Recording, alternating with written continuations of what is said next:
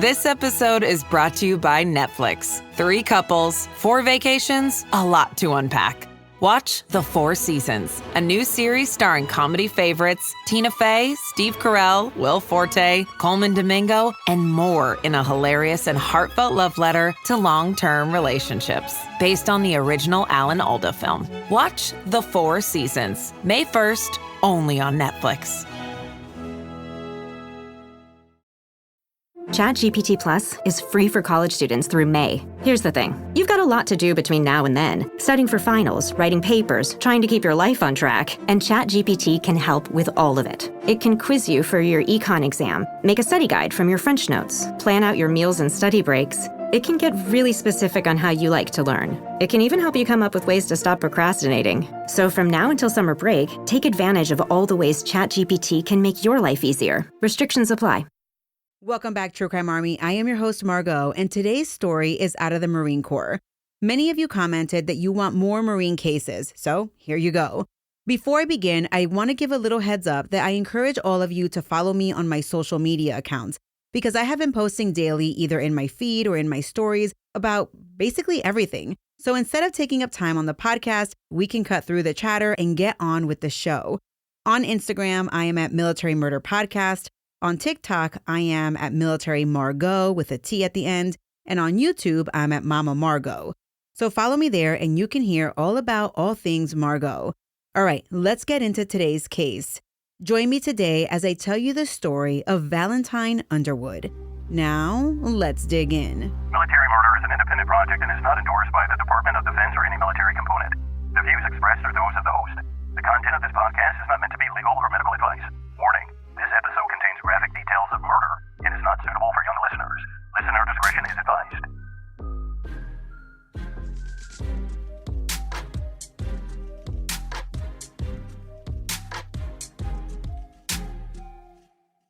On August 2nd, 1991, Lance Corporal Timothy Carmichael and fellow Marine William Short had just finished training at the rifle range on Twentynine Palms.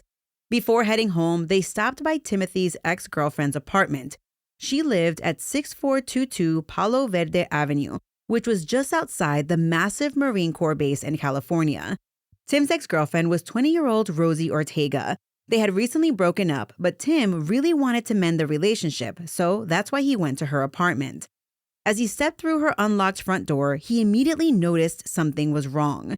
The radio was on, but only emitting static. That felt off to him. He called out, "Rosie, baby, you here?" Rosie didn't answer, so he moved through the living room down the hall toward the bedroom. Just then, he noticed something. Rosie's friend Mandy was lying on the floor naked and not moving. In the seconds that he realized that this was a crime scene, he saw Mandy had holes in her chest. As he panicked, his eyes panned over the area, and that's when he saw Rosie. She was lying on the ground just like Mandy. She was naked and lying on her back. Rosie was half in the bathroom and half outside the bathroom. As Tim began to freak out, he got closer to Rosie and noticed she also had holes in her chest. Then he saw the blood. Suddenly, it hit him. They were dead, and it was clear they had been ambushed. Outside, William was still waiting when Tim called him in. The moment William stepped inside and took in the gruesome scene, he warned Tim, "Don't touch anything." Both had seen bodies before during their deployment to Saudi Arabia in Desert Storm, but nothing like this. Without hesitation, they turned and rushed out of the apartment, desperate to find a phone and dial 911. At 7:47 p.m., the communications center in Victorville received the phone call about 2 deceased females, and they immediately dispatched San Bernardino County Sheriff's deputies to the scene. When they arrived, they saw that the bodies were covered in stab wounds, and there was blood all over the scene. They immediately backed out and reached out to the sheriff's homicide detail to respond, and they immediately started an investigation. Crime scene analysts were deployed, and they began documenting the scene. And just so you know, the women were ultra young. Mandy was only 15 years old, and Rosie, she was either 20 or 21. The reports kind of differ on that. At the scene, they saw that Mandy's hands had been bound behind her back with a telephone cord, and she was covered in dozens of stab wounds, including one to the left side of her neck. Both of the bodies had similar wounds but were not found in the exact same condition. Rosie had not been restrained but had multiple stab wounds. Investigators surmised that she didn't have restraints applied at all because she had defensive wounds on both of her arms. Just like Mandy, Rosie also had stab wounds to the left side of her neck. The initial time of death was estimated to be at around 10 a.m. that morning. Other evidence noted was a clear palm print on the wall about 4 feet above Mandy's head. That part of the drywall was cut out and cataloged. An 11-inch long kitchen knife was collected from the living room, and that knife had a partial shoe print on it. Other noticeable items found were a bloody towel discovered in a trash can, a magazine that had droplets of blood on it, and a pink comforter that had a shoe print on it. After speaking with witnesses, the San Bernardino Sheriff's investigators learned that several 29 Palm Marines had visited Rosie's apartment the night before the murder on the 1st of August. They contacted the Provost Marshal's office on 29 Palms, who contacted the Naval Investigative Service, which is now known as the Naval Criminal Investigative Service, aka NCIS. Assuming this case might involve Marines, they deployed agents to the crime scenes to assist the sheriff's office with the investigation. NCIS Special Agent Dave Hertberg was one of the agents who arrived on the scene on the evening of August 2nd. By that point, which was literally hours after the women had been discovered, the sheriff's detectives had narrowed down their focus to 2 Marines. They also narrowed down their focus to a vehicle that had been at Rosie's house the night before. Somehow, they had the vehicle's plate number, so it would be fairly easy to track down. Inside the apartment, they found a clue: 2 score sheets sitting on a small table, likely from a card game like spades or hearts. On the front of these pieces of paper were 2 sets of initials. One set matched the registered owner of the vehicle seen at Rosie's the night before. Investigators quickly identified the Marines and learned that they had been granted liberty, essentially, it's time off in the local area without needing to take official leave. And when they went looking to talk to these 2 Marines, they weren't on the base. Despite their absence, their barracks rooms were searched, and when they returned after their liberty expired, they were interrogated by the sheriff's office detectives and they were polygraphed. Both of the Marines were cleared as suspects because they had solid alibis for the morning of August 2nd. But they were crucial in identifying a 3rd Marine who had also been at Rosie's house on the night of August 1st. Apparently, there was a 3rd score sheet at the house with the initials VAL. When they asked the 2 Marines about these initials, they described a super tall and thin African-American Marine who they knew as Val, which was short for Valentine. He had come out and played games for a very short time with the Marines. The 2 Marines explained that Valentine had been at the party the night before, and that he had been pretty aggressive with Mandy, like super forward and flirting with her to the point of being inappropriate, especially because she was only 15 years old. Valentine was an uncommon name, and investigators soon discovered a Marine named Valentine Underwood was part of the 311th at 29 Palms. As it turns out, NCIS agent Hertberg and another agent, Dan Smith, well, they actually knew Underwood. They had played together in a recreational basketball league. When they inquired about Valentine's whereabouts, his command informed them that on the night of August 2nd, Underwood had been playing in a basketball tournament. The tournament was about 90 minutes away at Norton Air Force Base, a now permanently closed installation. Agents tracked down Underwood's teammates, and they spoke with a Navy corpsman who had key information. He told NCIS that Underwood arrived at the tournament late and alone. He hadn't taken the bus with the team as expected, leading the corpsman to assume he had caught a ride with someone else. But there was something else even more concerning. When Underwood showed up, he had a noticeable laceration on the palm of his left hand, his dominant hand. The corpsman noted that the cut was deep, far beyond what a simple Band-Aid could fix. In fact, he was certain Underwood would need multiple stitches. Concerned, he advised Underwood to see a doctor and sent him to the base clinic. Medical staff at the clinic agreed that the injury was significant, and they referred him to Balboa Naval Hospital in San Diego for proper treatment. Investigators took immediate interest in Underwood's wound. You see, it's common for attackers using knives to cut themselves, as blood makes the weapon dangerously slippery. They also knew that the suspected murder weapon, a kitchen knife, lacked a guard, meaning there was nothing to prevent someone's hands from slipping down the blade during an attack. Underwood was taken to Balboa Hospital, where San Bernardino Sheriff's Office detectives made contact with him. And wouldn't you know it, the injury to his hand was actually that bad enough that it required surgery. So, when authorities caught up with Valentine, he was just being released from the hospital, and that's when the agents were like, "We can give you a ride." Funny how those things work out sometimes, right? On August 3rd, the day after Mandy and Rosie were discovered, Valentine was transported back to San Bernardino County by 2 NCIS agents and 2 detectives. When asked how he cut the palm of his hand so deeply, Underwood told detectives that he had slapped the backboard while dunking a basketball at the local gym while practicing for the tournament. And that's how he cut his hand.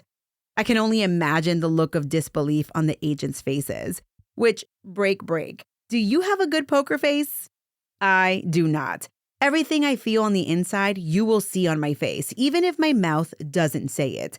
So while I can make for a good private investigator, my poker face is not worthy of watching people BS. Okay, so detectives pressed Valentine about the likelihood of what he claimed happened. And that's when Underwood changed his story. In the new version of events, he said he was cleaning his barracks room before work and he reached into his trash can where he must have cut his hands on a razor that was there. So at this point, you're probably wondering, who in the world is this Valentine Underwood fellow?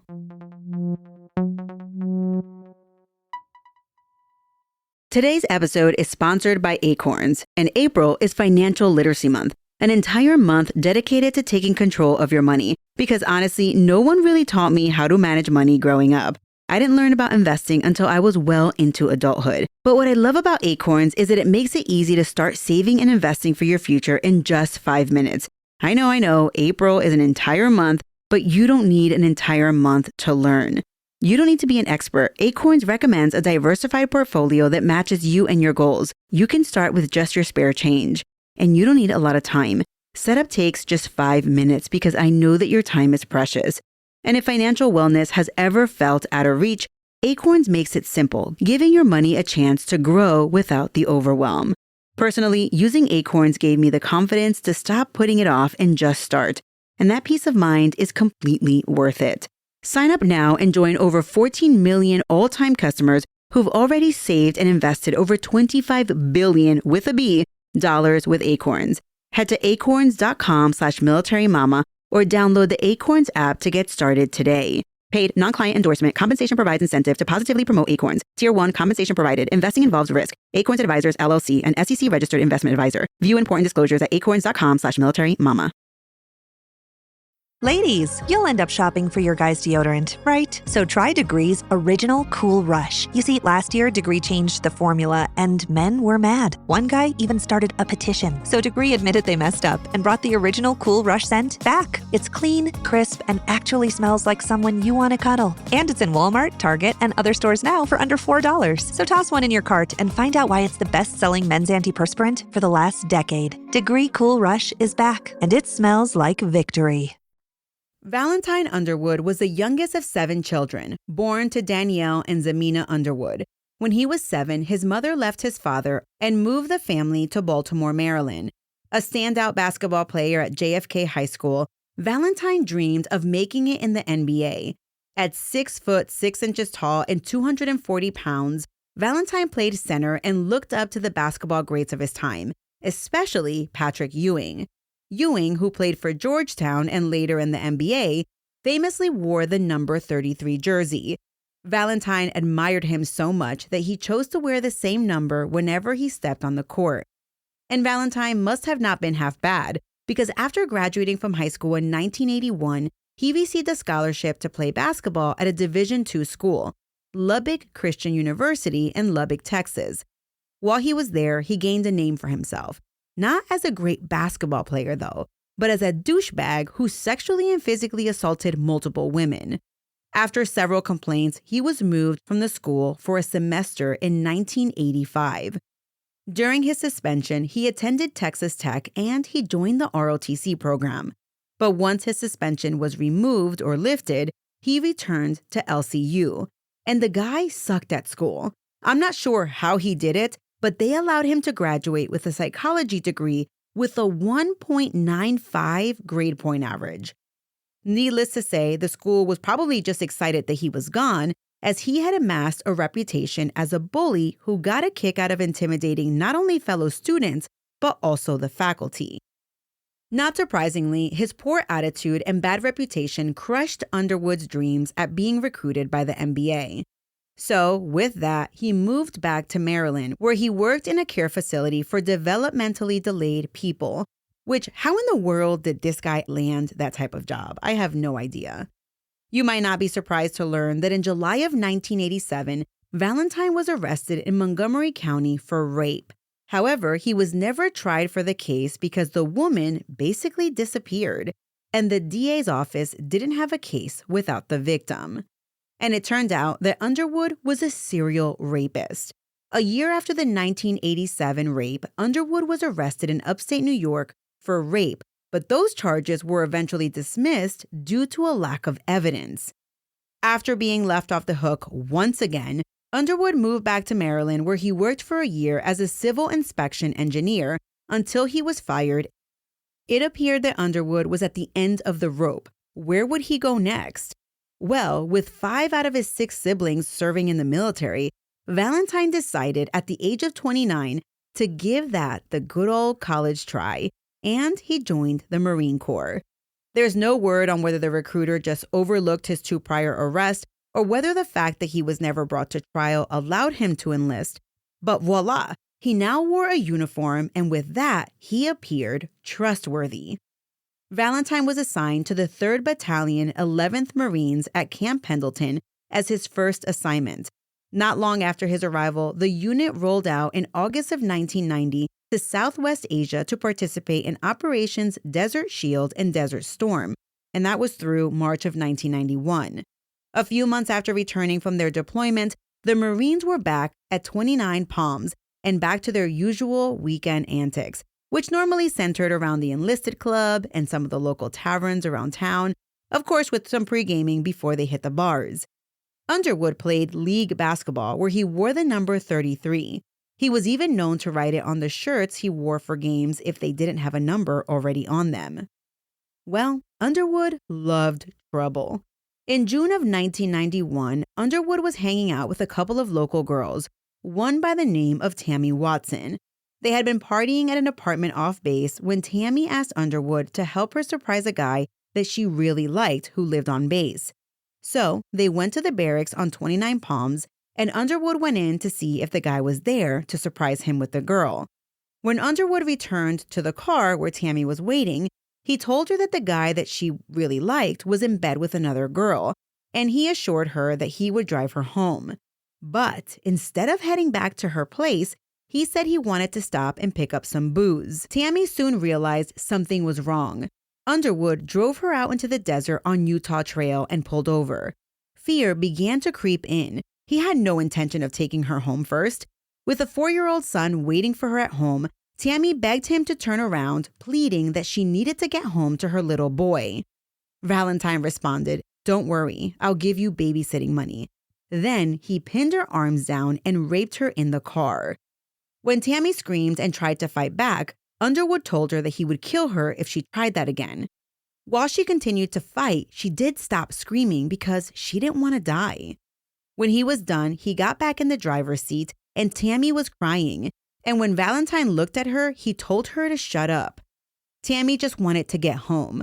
But instead, Valentine returned to the original party where they had met up that night.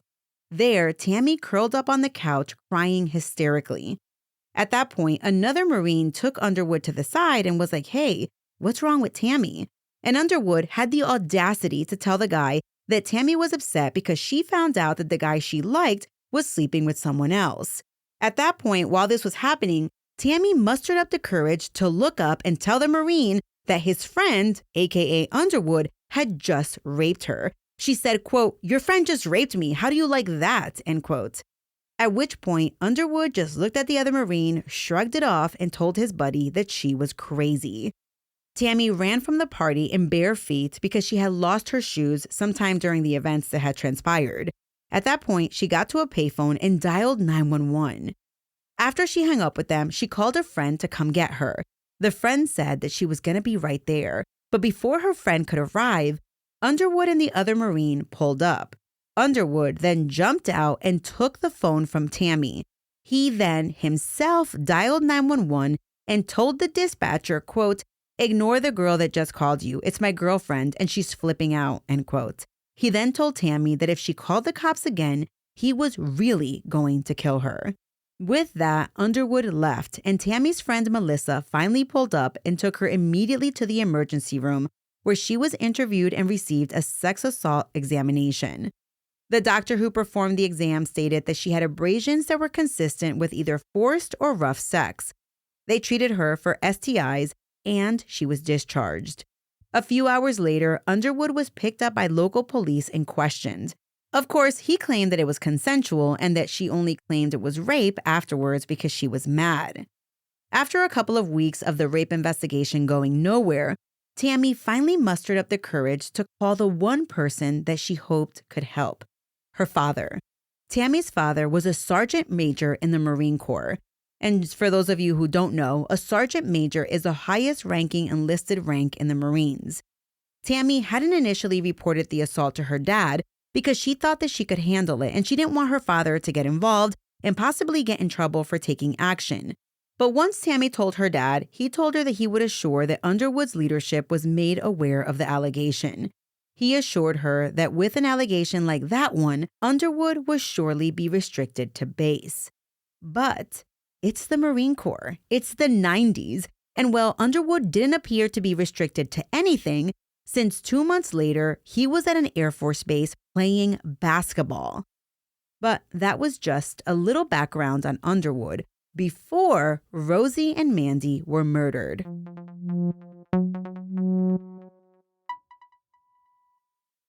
This podcast is supported by Progressive, a leader in RV insurance. RVs are for sharing adventures with family, friends, and even your pets. So if you bring your cats and dogs along for the ride, you'll want Progressive RV insurance. They protect your cats and dogs like family by offering up to $1,000 in optional coverage for vet bills in case of an RV accident, making it a great companion for the responsible pet owner who loves to travel. See Progressive's other benefits and more when you quote RV insurance at Progressive.com today. Progressive Casualty Insurance Company and Affiliates. Pet injury is an additional coverage and subject to policy terms.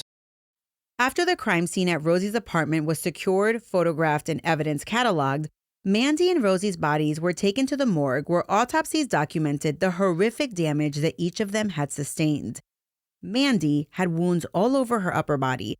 Some of the wounds showed that the knife was aimed at her chest over and over again, but some were stopped by bones like her sternum and collarbone. Others were so deep they went through her entire body to her back. She suffered damage to her heart, lungs, diaphragm, spleen, liver, and larynx in her neck. The coroner noted that several of the wounds would have been fatal on their own. Mandy's body also bore evidence that she had been sexually assaulted. Now, break. I'm not sure why or how in these cases they interchange the words sexual assault and rape. It's just something that, this sounds to me like it would be rape, not sexual assault. But anyway, Rosie's autopsy told a similarly brutal story. Rosie suffered wounds to her breast, and the killer had attempted to stab her directly in the chest, but her sternum bone prevented deep penetration. Rosie endured multiple stab wounds to her abdomen, one piercing her liver and another going all the way through her body, striking a kidney. She was also stabbed in the heart and in both lungs. 3 of the stab wounds were 8 inches deep, meaning that the killer plunged the entire knife all the way to the handle. Each victim had been attacked for 3 to 5 minutes, and in a chilling detail, both sustained the exact same number of stab wounds. 33. Coincidence? The coroner didn't think so. And if you remember, Valentine Underwood's basketball jersey number was 33. Underwood was formally charged with the double murder of Rosalie Ortega and Amanda Scott on August 6. He was facing a preliminary hearing in late October 1991. That was only 3 months after the killings. Investigators presented evidence that included a match to the bloody print taken from the wall above Mandy's head on the apartment. If you recall, they took that drywall as evidence. And remember the shoe print on the blade of the knife? Yup, that was a match to Underwood's shoes. And do you remember Tim Carmichael, Rosie's ex-boyfriend who found the bodies? Well, he testified that he knew Underwood from their deployment to Saudi Arabia and that he had seen Underwood at Rosie's apartments on more than one occasion.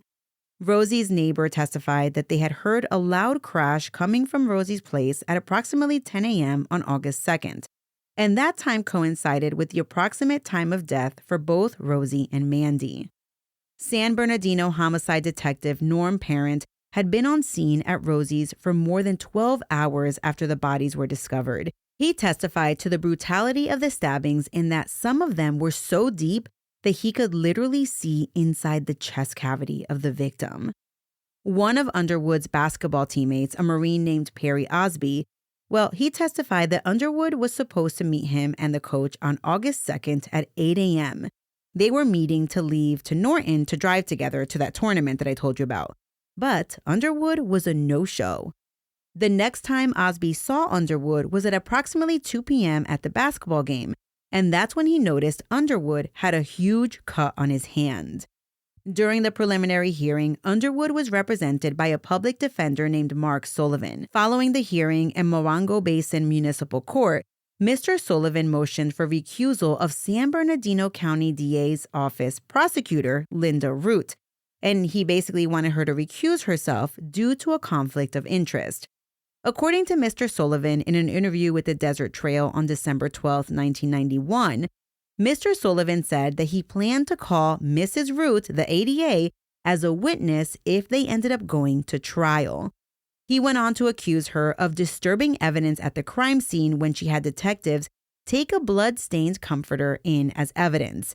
You might recall that there had been a footprint on the comforter that, according to the defense attorney Sullivan, could not be put back together once the comforter was moved. He said that ADA Root would have to testify about that footprint, therefore she couldn't prosecute the case. Sullivan also complained of the shoddy and, quote, inferior detective work done on the case. This included accusing a detective of trying to discard his cigarette ash in a trash can outside the residence that had a bloody towel inside of it. Per the defense attorney, ADA Root had to stop the detective before he contaminated the evidence.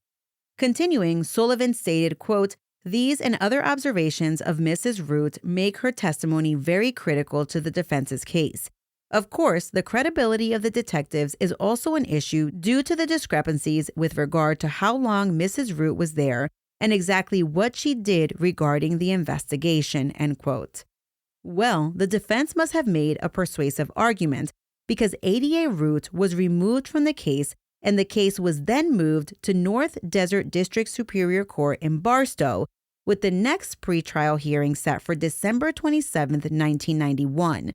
The trial date was tentatively set for January 13, 1992. These dates would come and go as pretrial was moved eventually to April 10th, with the new trial date to follow on April 21st, 1992. A March 1992 article in the Desert Trail stated that while he awaited his new trial date, Underwood was, quote, undergoing psychiatric evaluation, end quote. April 1992 passed by while defense attorney Mark Sullivan exhausted every single legal resource that he could for his client. And then, in an interesting turn of events, on May 14, 1992, the first-degree murder charges against Valentine Underwood were dismissed without prejudice.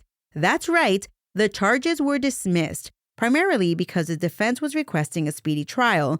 Meanwhile, the prosecution needed more time. The judge sided with the defense on this one. But don't worry, the charges would be filed again, and this case would have a big twist at the end.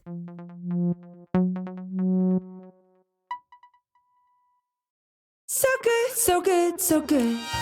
Great gifts for dad? We've got them, and they're up to 60% off at Nordstrom Rack stores now. How did I not know Rack has Adidas? They've got the best gifts. Gotta show dad some love. Snag amazing deals on Father's Day gifts from Cole Haan, Calvin Klein, Vince, and more. Great brands, great prices. That's why you Rack.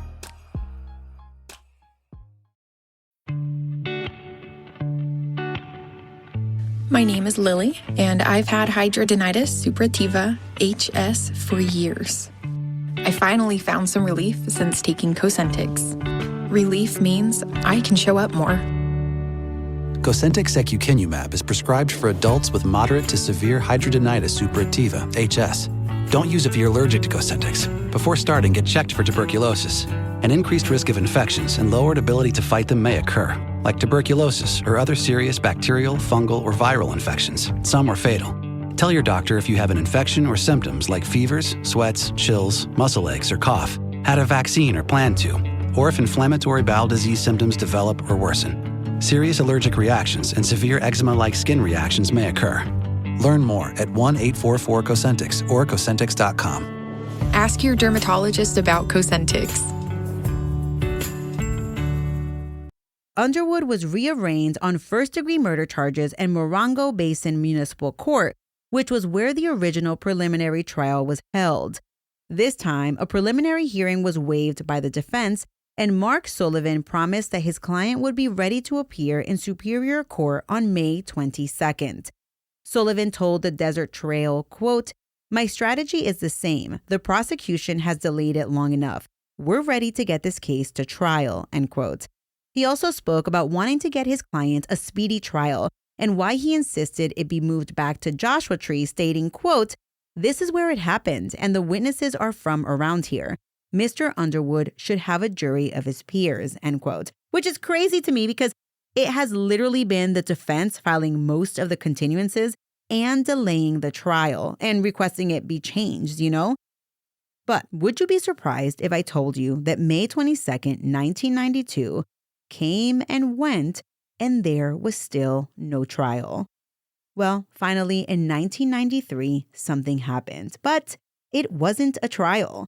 A day before the 2-year statute of limitation expired, on July 30th, 1993, Mandy's mom, Debbie McMasters, filed a tort claim with the legal department at Twentynine Palms, demanding the Marines pay her $5 million in compensation for her daughter Mandy's death.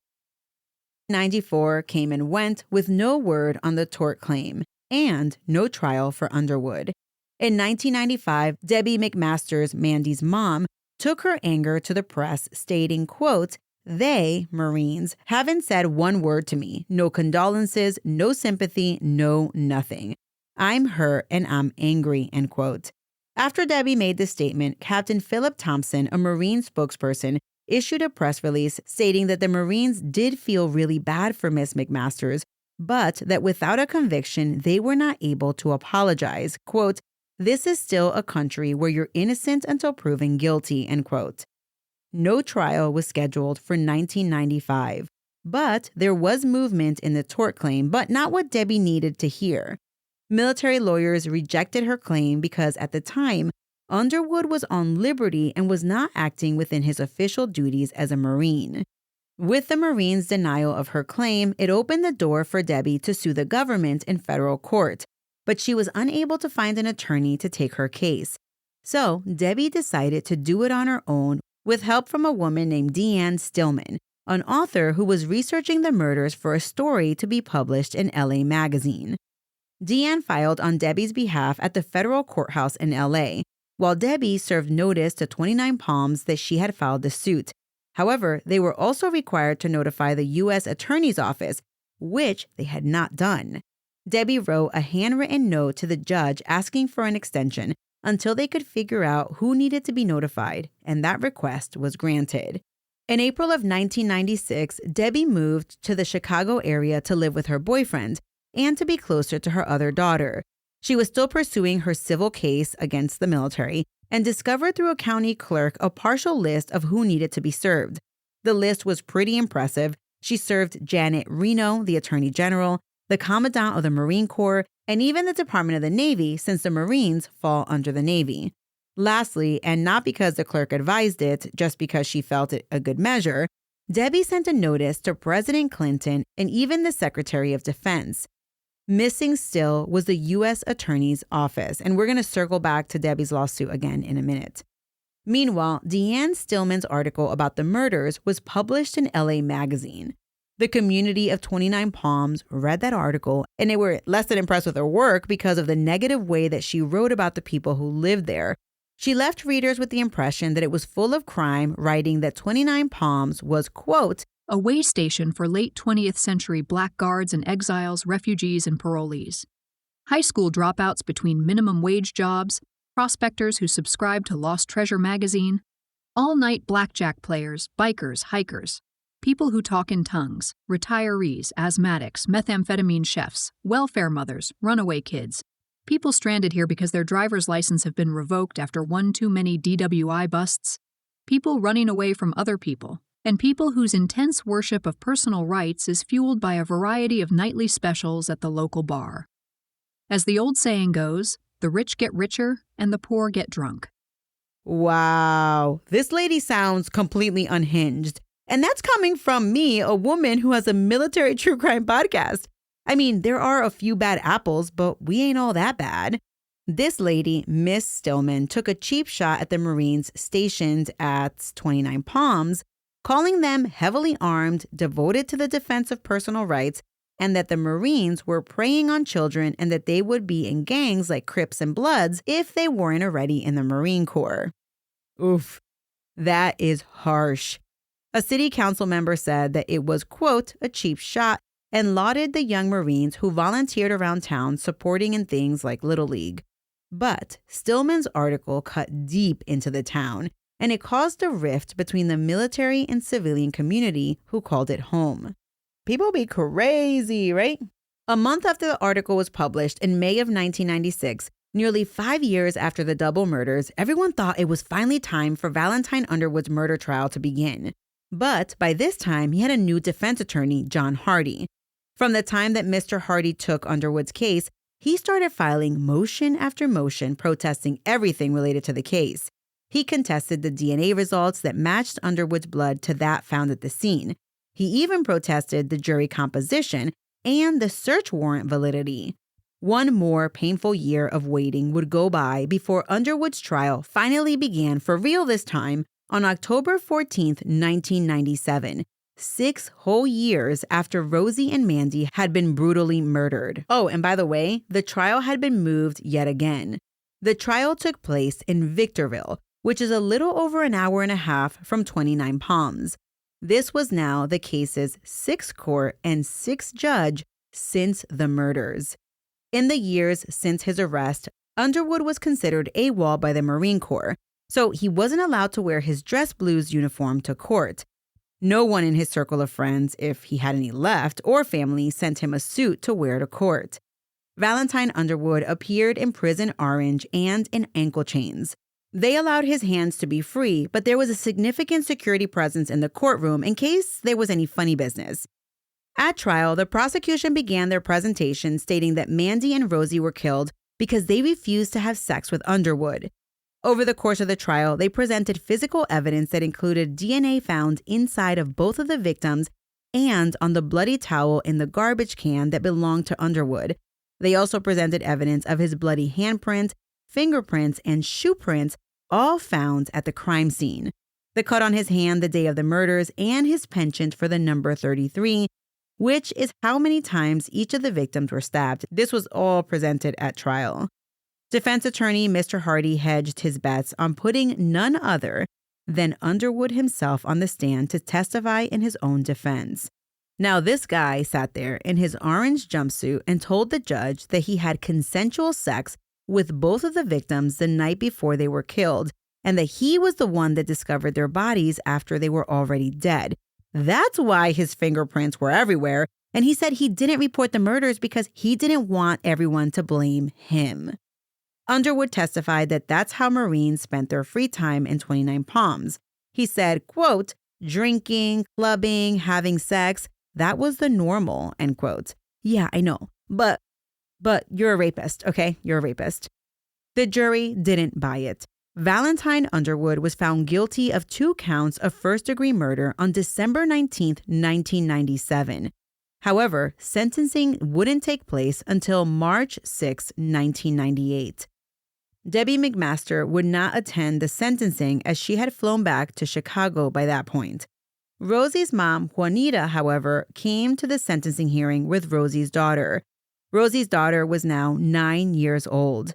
That's right. I didn't even know, just FYI, I didn't know that Rosie had a daughter until I was learning more about the sentencing hearing. So the little girl, Rosie's daughter, I'm not going to name her, the little girl read aloud from a statement that she had written herself, and she typed it out on her computer. The statement read, quote, "I remember me driving with my mama and papa in my papa's truck on our way to mommy's house. On our way there, my mommy taught me a trick. Look, there is something on your shirt. Then you would look and I would say, got ya. I asked my mama if I can show that trick to my mommy when we got home, and she said, of course.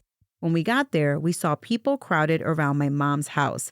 I said to my mama that I think something could be wrong with my mommy," end quote. The letter goes on to describe how the little girl would cry every time she thought about her mommy and how she would get scared at night because she was afraid someone was going to break in. She finished her statement saying, quote, "I don't know that much about my mommy because I have only known her for 5 years. Sometimes I would have to go to my mama's house because my mommy had to go to work. I wish I could spend more time with her. Every time I win an award or get straight A's, I really wish that my mommy was there to see me. I know she is here in spirit, but that is just not good enough," end quote. Despite Underwood's guilty verdict, he spoke at the hearing and declared his innocence again. Thankfully, the jury didn't care. He was sentenced to life in prison without the possibility of parole ×2. Underwood's sentence was to be served in a California state prison. The case set a record in San Bernardino for taking the longest time from arrest to trial in county history. And just so you know, Underwood didn't go down quietly. He kept the courts quite busy with multiple appeals and lawsuits for several years related to a civil rights violation. One of the court documents I reviewed was a request from Underwood to the court clerk asking them to provide a status on one of his cases. The clerk does not normally provide this, but they made a one-time exception for this guy, and the clerk sent a copy of the current docket sheet in response to the request. But listen, y'all, if you thought this case was over, the joke's on you, because in 2011, there was news that came from law enforcement officials in Andover, Massachusetts. What? DNA from an unsolved sexual assault cold case that happened in 1988 was sent in for testing, and lo and behold, they got a match to none other than Valentine Underwood. Yup. On May 20th, 1988, a 24-year-old nurse was driving home from Lowell, Massachusetts, when Valentine Underwood, who was 23 years old at the time, forced her car off the road. Then he punched her in the face, yanked her out of her car, and threw her into his truck. No kidding, he kidnapped her out of her freaking vehicle.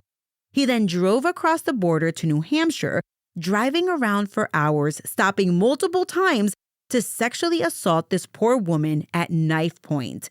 He pulled over just past a toll booth on I-95 in Hampton, where he stabbed the woman in her side, perforating her liver. Underwood then attempted to slit her throat, but this woman managed to deflect the blade and the knife broke apart, leaving the blade in her hand. She flung it out of the truck window, which enraged Underwood and threw him into a frenzy. He savagely beat this woman, then tossed her into a ditch filled with water and left her there believing she was either already dead or would die eventually. But this completely badass nurse crawled up to the freeway and flagged down a passing car who took her to a nearby hospital where they collected the evidence in a rape kit, and the victim had surgery to repair her internal injuries. This nurse spent 3 weeks in the hospital recovering. So she survived this attempted murder attempt in 1988, and it was now 2011, and they had finally identified her perpetrator. In May 2011, Underwood was extradited to Massachusetts to face charges including attempted murder, second-degree assault, kidnapping, and 2 counts of aggravated felonious sexual assault.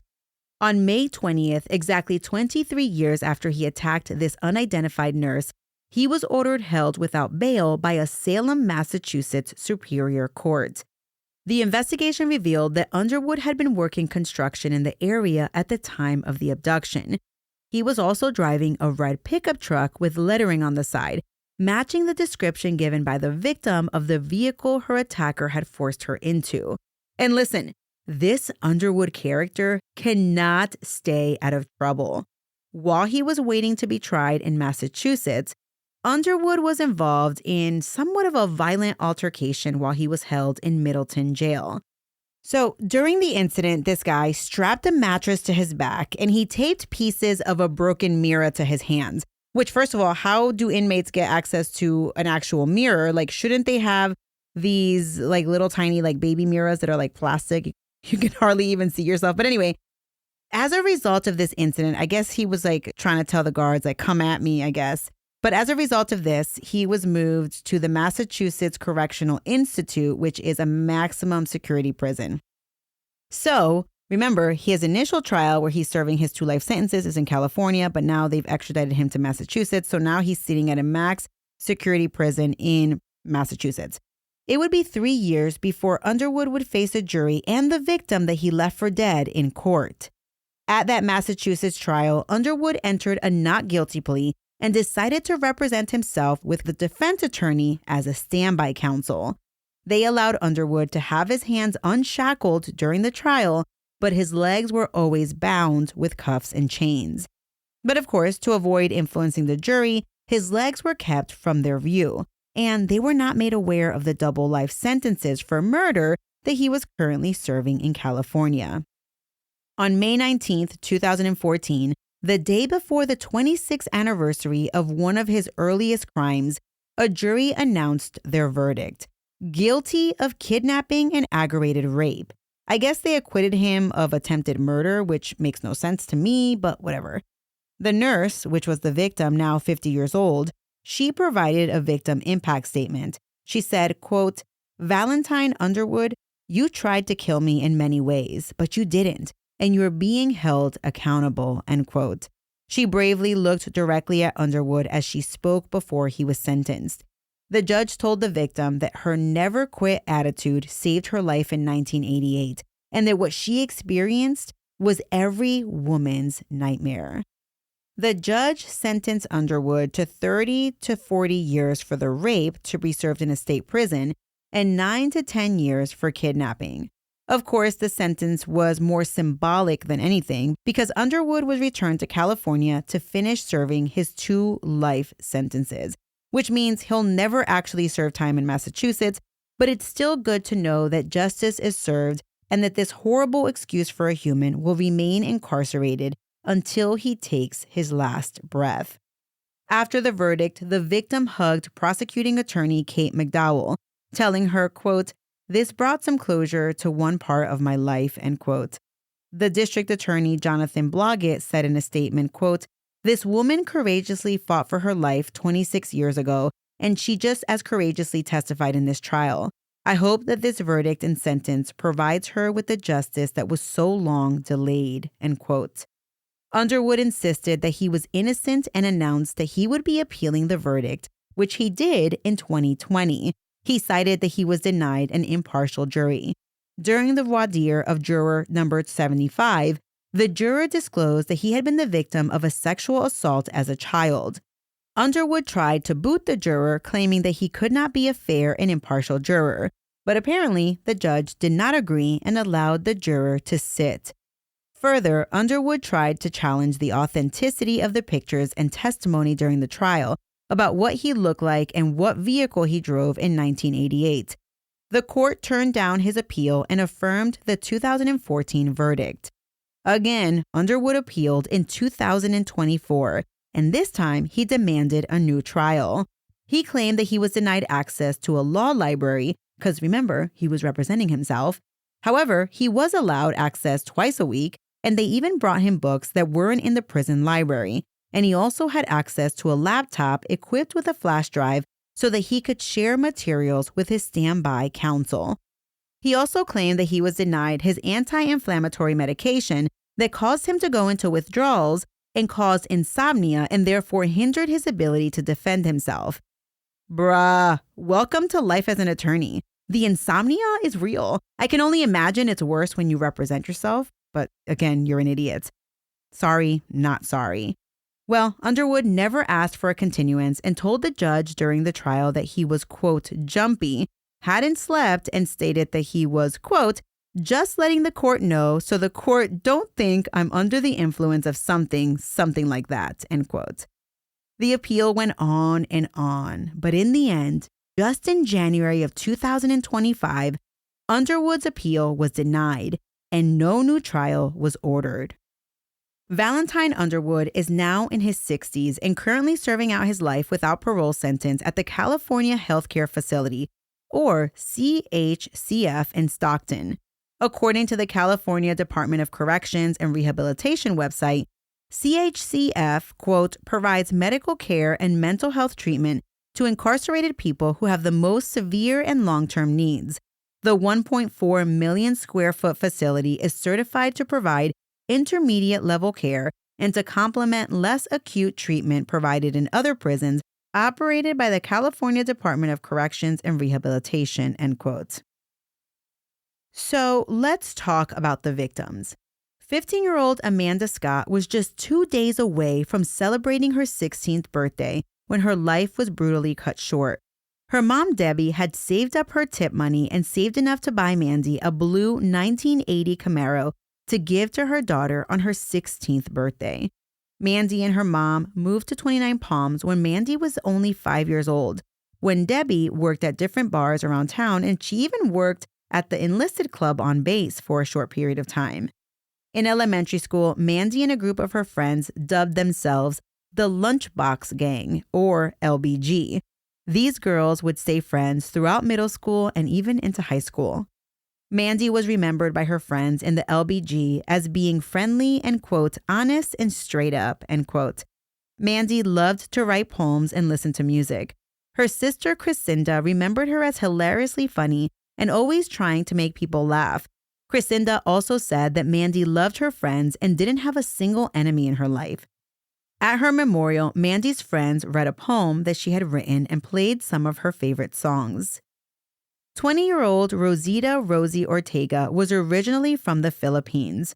Her mom, Juanita, moved Rosie, her older brother and sister, Ray and Jesselyn, to Manila after their dad left. She left the kids with her parents and went to work as a tailor. She eventually met and married a U.S. Marine who brought the whole family back to the States. Juanita eventually divorced the Marine, but the family stayed in the U.S. They settled in California, where Rosie had a baby girl. She got a job working at a gas station in Twentynine Palms and found the apartment where she would ultimately lose her life. Rosie and Mandy had become fast friends despite their 5-year age difference. Mandy was a regular at Rosie's apartment and would help her out by babysitting. Rosie's mom and stepdad were truckers, and they would take Rosie's daughter on their routes. After Rosie's murder, Juanita and her husband took custody of Rosie's daughter. The unnamed woman who survived her attack in the Massachusetts case fought for her life back in 1988. She showed exceptional courage and fortitude a second time 26 years later when she faced the man who brutalized her and left her for dead. After her attack, she continued in her nursing career, providing care for patients. She married, they later did divorce, and she did have 3 children. She persevered in her life and showed what a survivor really is, not just from her physical injuries, but from the emotional trauma as well. And before I end, I do want to commend the state of Massachusetts for pursuing charges against Underwood, even though he was already serving 2 life sentences. Be sure that you're following me on all my socials. They will be linked in my show notes. Again, shout out to Myrtle for researching and writing this episode, and to the listener who recommended it. Myrtle read the entire book. So my sources for this episode include a book titled Twentynine Palms, A True Story of Murder, Marines, and the Mojave, a podcast episode on NCIS, Reports from the Field, and articles from the Desert Trail, the Concord Monitor, New Hampshire Union Leader, Oak Hill Research, a Commonwealth of Massachusetts press release, and multiple appellate opinions. Military Murder was created by Mama Margot Productions. The music was created by Ty-Ops. Until next time, remember, you never really know what someone is capable of, so remain vigilant always. You have a fabulous week, and I'll keep digging to bring you another military murder story next week.